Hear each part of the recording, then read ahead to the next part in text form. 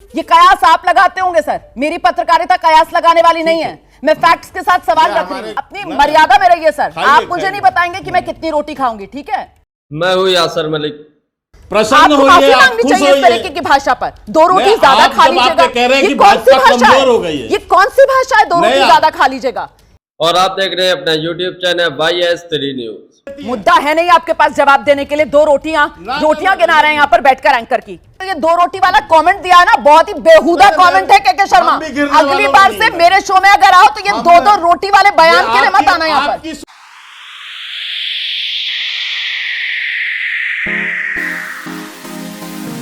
क्या अब गोदी मीडिया के एंकर सुधरने लगे?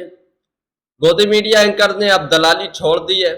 गोदी मीडिया एंकर रुमाना हिसार ने बीजेपी के प्रवक्ता से आज एक सवाल किया, जिस पर बीजेपी के प्रवक्ता भड़क उठे, क्योंकि बीजेपी के प्रवक्ताओं को गोदी मीडिया एंकर की तरफ से सवाल पूछने की आदत नहीं है। जब रुमाना हिसार ने उनसे सवाल पूछा तो उन्होंने रुमाना हिसार पर 2 रोटी और खाने का इल्जाम लगा दिया। जब ये आपत्तिजनक टिप्पणी की गई, रुमाना हिसार के लिए 2 रोटी और खाओ खुशी से और बीजेपी के खिलाफ एजेंडा चला रहे हो, इस तरीके से आपत्तिजनक टिप्पणी जब की गई तो गोदी मीडिया एंकर रुमाना हिसार को गुस्सा आ जाता है।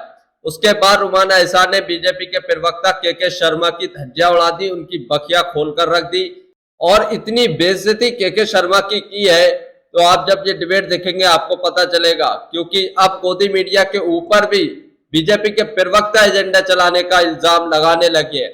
गोदी मीडिया का हिसाब वो हुआ ना घर के ना घाट के। अब तक जिनके लिए वो एजेंडे चला रहे थे, आज वही एजेंडे चलाने का इल्जाम गोदी मीडिया पर लगा रहे।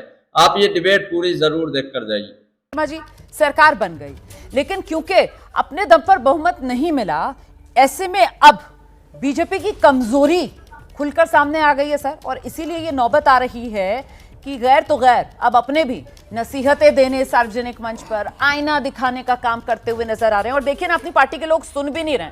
मतलब नेतृत्व को इसे क्या कहेंगे सर, अंगूठा दिखाना कि आपस में लड़े जा रहे हैं। इतना भी एहसास नहीं है कि पार्टी का कुछ सम्मान है, कुछ इज्जत है, उसको बनाकर रखें। मामले को कोर्ट तक ले गए सर, जिसको लेकर सुरेंद्र राजपूत सवाल पूछ रहे थे कि वो ऑस्ट्रेलिया में जमीन का मामला, जिसको लेकर लीगल नोटिस तक दे दिए गए हैं। ईडी उस मामले में कब आएगी सर आपके नेताओं के घर पर? आइए के शर्मा सर।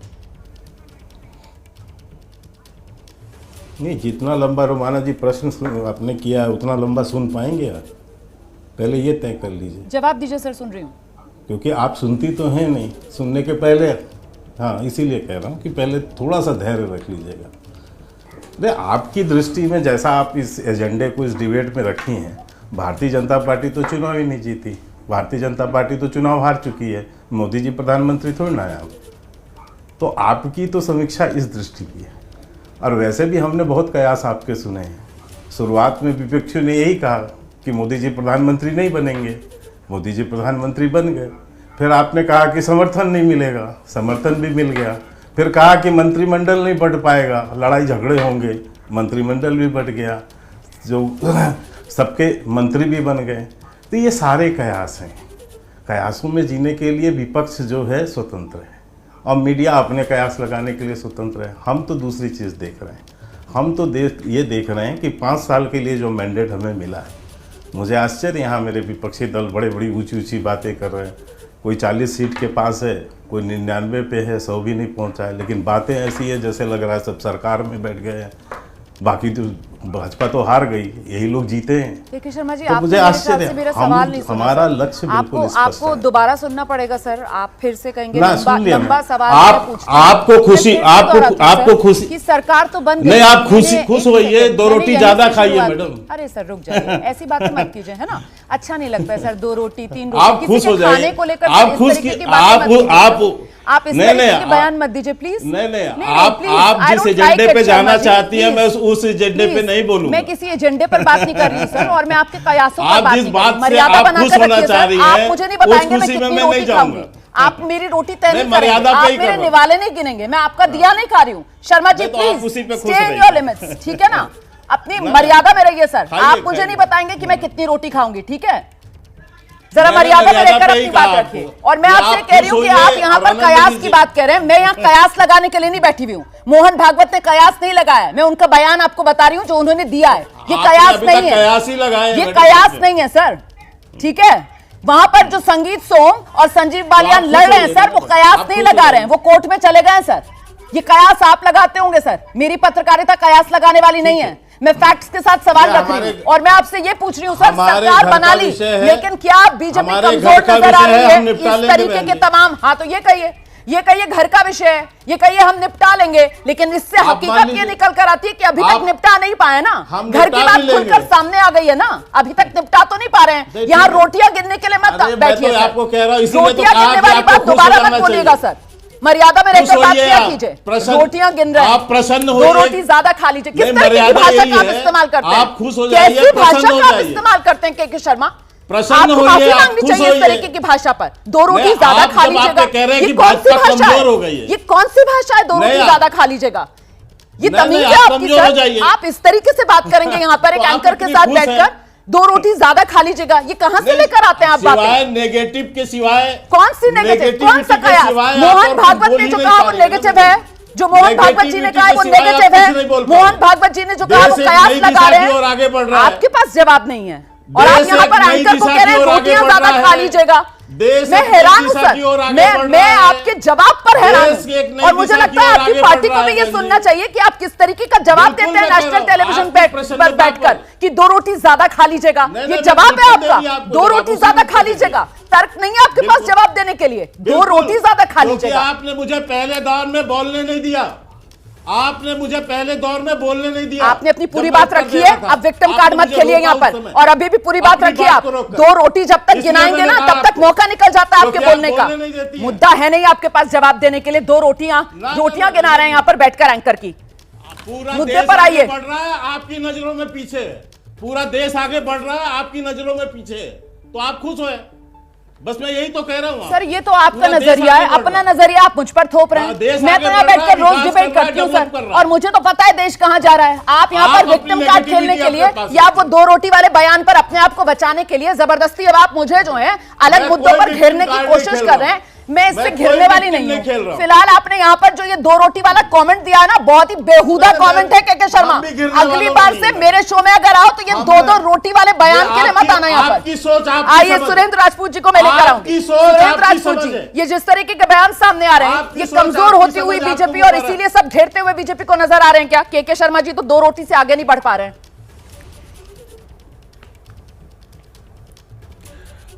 एक तो बात रोमाना जी, मुझे चूंकि आपने अपने आप को और अपने सारे उसको बहुत अच्छे से डिफेंड किया, मुझे कुछ कहने की ज़रूरत नहीं है। एक बड़ा पुरानी सी बात याद आ गई, कहते हैं कि सब कुछ हमें खबर है, नसीहत न दीजिए और क्या होंगे हम खराब, जमाना खराब है। आज की डेट में जो भारतीय जनता पार्टी के लोग हैं वो डिनायल मोड पर हैं, चूंकि इन्हें मजबूत विपक्ष की आदत नहीं है।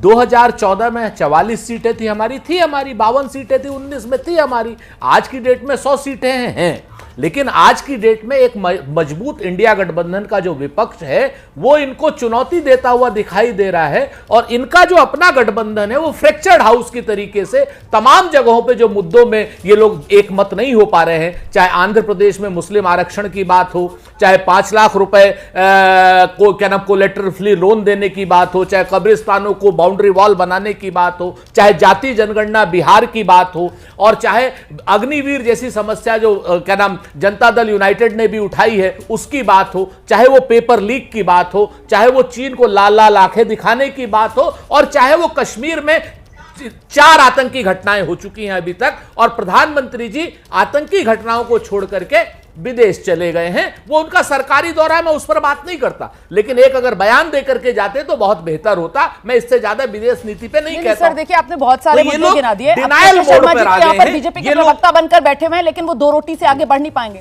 मैं आपके पास आ रही हूँ। जिस तरीके से अब की बार 400 पार वाला बीजेपी का जो नारा था, उसको लेकर विपक्ष की तरफ से जो नैरेटिव आगे बढ़ाया गया वो ये कि अगर सत्ता में दोबारा आ जाएंगे ये लोग तो संविधान बदल देंगे, ये लोग आरक्षण खत्म कर देंगे। और अब वही आंध्र प्रदेश टीडीपी को लेकर कि देखिए वो मुस्लिम आरक्षण की बात कर रहे थे, बीजेपी इस पर चुप क्यों है, जबकि वहां जो एनडीए का कॉमन मैनिफेस्टो है आंध्र प्रदेश में उसमें साफ है मुस्लिम आरक्षण की, उसमें दूर दूर तक कोई बात नहीं है। तो यहां पर भी जबरन बीजेपी को घेरने का एक एजेंडा नहीं रोमाना, बिल्कुल भी जबरन बीजेपी को घेरने का एजेंडा नहीं है। और जो हम लोग समाजवादी लोग कहते हैं उसमें तथ्य होता है। आपके संज्ञान हेतु और आपके पूरे संस्थान हेतु जो आपके दर्शक सुन रहे हैं सभी जानते हैं कि चंद्रबाबू नायडू की सरकार ने एक नए सरकार में वादा ही नहीं किया, बल्कि इससे पूर्व की सरकारों में उन्होंने 4% आरक्षण दिया हुआ था। और अभी रिसेंटली में हाल ही के बयान उनके सुपुत्र के हैं, उन्होंने कहा कि हम उस मुद्दे पे कायम हैं। और सर वो तो नेता है ना, और मैं हमेशा कहती हूँ कि नेताओं के बयान अब बिल्कुल नेता वैसे ही उसी जैसे दल के हाथी के नेता, दांत, रोमाना आप खाने सुनिए, की और रोमाना दिखाने की सुनिए, और, सुनिए, अब क्योंकि सुनिए। सर जो कॉमन मैनिफेस्टो है एनडीए का आंध्र प्रदेश के लिए, कॉमन मैनिफेस्टो एनडीए का, तो इसको लेकर बीजेपी को तो नहीं आप घेर सकते ना, कि एनडीए का जो मैनिफेस्टो है उसमें तो मुस्लिम आरक्षण दूर दूर तक नहीं है। कृष्णा हेगड़े जी को लेकर आइए स्क्रीन पर, जल्दी से सुन लीजिए। और दूसरी जो बात आपने कहा, भारतीय जनता पार्टी के ही सांसद लल्लू सिंह हैं, किरोड़ी लाल मीणा उनके राजस्थान के मिनिस्टर हैं, और बीजेपी आरक्षण खत्म करने की जो बात है वो उसको व्यवहार में लाती है। मैं बीजेपी से जानना चाहता हूं कि जब लेटरल एंट्री होती है तो उसमें दलितों, पिछड़ों, अल्पसंख्यक की भागीदारी क्यों नहीं होती है? क्यों सिर्फ एक जाति की होती है? उत्तर प्रदेश के विश्वविद्यालयों में क्यों सिर्फ एक जाति के लोगों का चयन होता है? तो बीजेपी तो चाहती ही है कि आरक्षण किस तरह से कमजोर हो, और उसको कमजोर करने के लिए संविधान में हमेशा बदलाव की अभी आप आगे बढ़ाएंगे। हाँ, अगर जवाब देना चाहें के शर्मा साहब, तो जिस तरीके से अजीत पवार को लेकर कटघरे में बीजेपी को खड़ा किया जा रहा है कि साहब आपने अपनी ब्रांड वैल्यू खत्म कर ली, भ्रष्टाचार के आरोपों में घिरे एक व्यक्ति को आपको लेने की क्या जरूरत थी जब पहले ही आपके साथ शिवसेना का एक फैक्शन आ चुका था? ये अति आत्मविश्वास, ये ओवर कॉन्फिडेंस नहीं तो और क्या है? जी जवाब दीजिए के शर्मा जी। नहीं, इसके जवाब हमने कई बार रोमाना जी दिया है। बस मैं इतना ही कह सकता हूं कि मोदी विरोधी और भाजपा विरोधी एजेंडा लोग जितना भी चाहें कि बढ़ाने के लिए वो बढ़ाते रहें। देश की जनता जनार्दन है और उसी ने हमें ये मैंडेट दिया है, फिर से एक बार मोदी जी को सरकार चलाने का मैंडेट दिया है।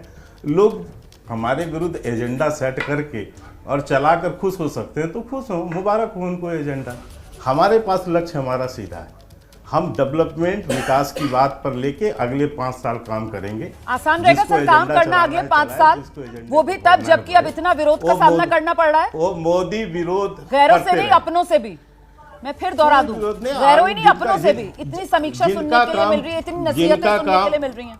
आप हमारे ऐसा है, आप हमारे अंदर का विषय छोड़ दें, वो तो हम निपट कर लेंगे, लेकिन विरोधियों को काम इसी का दिया है और कुछ लोगों को एजेंडा चलाने का दिया है। तो मोदी विरोध, भाजपा विरोध का एजेंडा चलाएं, उन्हें मुबारक। हमारा काम स्पष्ट है और हमें अपना घर संभालना आता है। हम अपना घर भी संभाल लेंगे, हम अपने घर के विवादों को भी सुलझा लेंगे, हम आगे भी बढ़ रहे हैं। क्या दिखा रहे हैं सर, बता दीजिए जरा, ऐसे समझ में नहीं आ रहा है। सिर्फ अनइंटरप्टेड 30 सेकंड आप मुझे दीजिए। मैं ये बताता हूं कि जो इन्होंने अभी कहा हमारे मित्र ने कि आरक्षण को बदलने का, आरक्षण को खत्म करने की साजिश नहीं, सच है। क्योंकि उत्तर प्रदेश की सरकार ने आज ही एक वो जारी किया है कि समूह ख और समूह ग की सारी भर्तियां संविदा में होंगी। अगर संविदा में होती है तो उसमें कोई आरक्षण लगता ही नहीं है। सरकारी नौकरियों में आरक्षण लगता है, संविदा में लगता नहीं, नंबर 1। नंबर 2, आपने कहा शिंदे साहब के आदमी ने अभी कहा, हेगड़े साहब ने कि ऐसे ऐसे करके बम नीचे रख रहे थे उद्धव ठाकरे जी, 100 करोड़ रुपए वसूल रहे थे। शिंदे साहब भी उसी मंत्रिमंडल में थे, मंत्रिमंडल में सामूहिक जिम्मेवारी होती है, तो शिंदे साहब के ऊपर यह आरोप जरूर लगना चाहिए और उनकी इंक्वायरी होनी चाहिए कि क्या अंबानी के घर नीचे बम उन्होंने रखा था या 100 करोड़ की वसूली उन्होंने की थी। तीसरी बात में आपकी सामूहिक जिम्मेवारी होती है जो उन्होंने उद्धव के ऊपर। सही है, जी, सही है। और नहीं बिल्कुल, और देशद्रोह का मुकदमा होना चाहिए, एनआईए लगनी चाहिए। और एक अभी जो इन्होंने कहा आदरणीय के शर्मा जी ने, तो एक शेर इन्होंने हम कह देते हैं कि अपनों से कहा तुमने, गैरों से कहा तुमने, गैरों से सुना तुमने, अपनों से कहा होता, अपनों से सुना होता, अगर संघ की बात इन लोगों ने सुनी होती तो आज की डेट में संघ ऑर्गेनाइजर के जरिए आपको नसीहत नहीं दे रहा होता। चूंकि वीडियो अच्छी लगती हो तो इसको लाइक करें, पूरी डिबेट जरूर देखकर जाइए। किस तरीके से अब गोदी मीडिया पलटने लगी है। गोदी मीडिया ने बीजेपी प्रवक्ता की धज्जियां उड़ा दी। जो रुमाना हिसार है, जो पहले पूरी तरीके से चाटुकारिता करती थी, अब उनसे क्वेश्चन पूछती है तो उन्हें एजेंडा चलाने वाला कह दिया जाता है बीजेपी की तरफ से, जिस पर रुमाना हिसार बहुत खिसिया जाती है। आपने डिबेट देखी, आपको ये डिबेट देखकर कैसा लगा, अपनी राय भी जरूर दीजिए। कश्मीर का आतंकवाद है, देश का मुद्दा कश्मीर का चुनाव है, कश्मीर का स्टेटहुड है देश का मुद्दा, और देश के मुद्दे जो लोग चाहते हैं कि आप दल बदल न कराएं लोगों से, इस तरीके की दल बदल लोग पसंद नहीं करते हैं। मैं जल्दी से जवाब देती हूं। शर्मा जी, आप देख रहे हैं सुरेंद्र राजपूत जी को, सर वो जो सीधी टक्कर वाली सीट्स है ना, बीजेपी और कांग्रेस की स्ट्राइक रेट बढ़ गया है। इसी वजह से सुरेंद्र राजपूत जी में जवाब देने में जो उनकी एनर्जी है और जो जोश है वो भी आप देख रहे हैं कितना बढ़ा हुआ है। इसीलिए सर मेरा ये सवाल, आपको कहीं कयास ना लगे कि देश की सियासत बदल रही है क्या सर? खासतौर से सर राजस्थान, तेलंगाना, मतलब बिल्कुल बराबरी पर आ गए कांग्रेस और बीजेपी। आइए सर। ये सोच आपकी है और आपको मुबारक है। और जितने भी मुद्दे राजपूत जी ने गिनाए हैं, इस सारे मुद्दों का समाधान यदि इस देश में कोई कर सकता है तो वो सिर्फ मोदी जी है। इसका विश्वास पूरे देश की जनता को है। और राजपूत साहब, आपके सलाह की ज़रूरत नहीं है। आपकी सलाह से हम 99 सीट की पार्टी नहीं बनना चाहते। हमारे मोदी जी विश्व के एक प्रतिष्ठित नेता हैं। हमें गर्व है अपने मोदी जी पर, उनकी नीतियों पर, उनकी रणनीतियों पर, उनकी विश्वसनीयता, उनकी लोकप्रियता, 2 सीटें आएंगी और हम उसके आगे भी हैं, तो हम उससे बढ़ रहे हैं। हाँ, और जिनको खुश होना है मोदी जी के विरुद्ध एजेंडा चला के, आप चिंता मत करो साहब, अभी तो 99-100 पहुंचो ना, अभी पहुंचना है। लेकिन मैं फिर कह रहा हूं, जिनको नेशनल मोदी विरोधी एजेंडा, भाजपा विरोधी एजेंडा चला के जिसकी भूख बढ़ती हो तो और अच्छे से रोटी खाएं। चलिए, मैं तो अभी भी कह रहा हूँ। नहीं सर, रोटियां सर आज आप जरूर 2 रोटी ज्यादा खाइएगा। आज आप जरूर 2 रोटी ज्यादा खाइएगा। और शर्मा जी, आज जब पहला दिवाला तोड़ेंगे तो आपको यकीनन मेरा चेहरा नजर आएगा। डिबेट आपको जरूर याद आएगी। तो दोस्तों, आपने पूरी डिबेट देखी। जैसे जैसे समय बीतता जा रहा है, गोदी मीडिया की हकीकत सबके सामने आती जा रही है और साथ ही साथ अब बीजेपी के प्रवक्ता भी गोदी मीडिया पर हमला करने लगे हैं। अभी तक गोदी मीडिया जो है बीजेपी का साथ दे रही थी, लगातार साथ देती जा रही थी। अब जब बीजेपी की पूर्ण बहुमत नहीं आई है तो गोदी मीडिया बीजेपी से कुछ सवाल करने लगी है, जिसके बाद बीजेपी के प्रवक्ता खिसियाने लगे हैं, बौखला गए हैं और गोदी मीडिया के एंकरों पर ही अब इल्जाम लगाने लगे हैं। और जैसा कि आज के शर्मा जो बीजेपी के प्रवक्ता, उन्होंने रुमाना हिसार पर इल्जाम लगाया कि खुशी से 2 रोटी और बढ़ती खाइए, जिसके बाद रुमाना हिसार का गुस्सा फूट उठा और के शर्मा की धज्जियां उड़ाई। आप लोग इस डिबेट के बारे में क्या कहते हैं, अपनी राय जरूर देकर जाइए। और जो बीजेपी की पार्टी में आपस में अनबन चल रही है, संजीव बालियान और जो संगीत सोम के बीच में जो विवाद चल रहा है, उसके लिए वो कोर्ट में भी पहुंच गए, उस बारे में आप क्या कहते हैं, उस पर भी अपनी राय जरूर देकर जाइए। अगर आप भी गोदी मीडिया का विरोध करते हैं तो हमारे चैनल YS न्यूज को अभी सब्सक्राइब करें। वीडियो अच्छी लगी हो तो इसको लाइक करें।